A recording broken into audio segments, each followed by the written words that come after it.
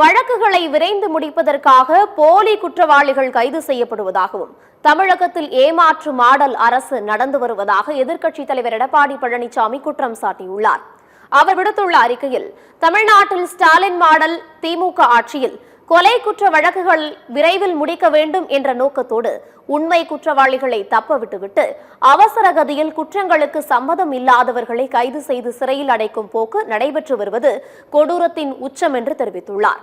தமிழ்நாட்டில் ஸ்டாலின் மாடல் திமுக அரசு பொறுப்பேற்றது முதல் கொலை, கொள்ளை, பாலியல் வன்கொடுமை, போதைப் பொருட்கள் கடத்தல், சிறுமிகள் முதல் மூதாட்டிகள் வரை பாலியல் வன்கொடுமைக்கு ஆளாவது, அவர்களில் ஒரு சிலர் உயிரிழப்பது சர்வ சாதாரணமாகிவிட்டது என்று எடப்பாடி பழனிசாமி குற்றம் சாட்டியுள்ளார்.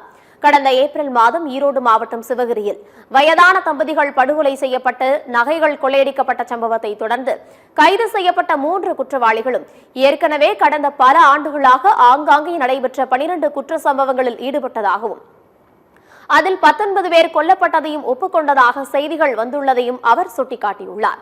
குற்றவாளிகள் ஒப்புக்கொண்டதாக கூறப்படும் 12 குற்ற சம்பவங்களில் ஏற்கனவே குற்றவாளிகள் கைது செய்யப்பட்டுள்ளனர்.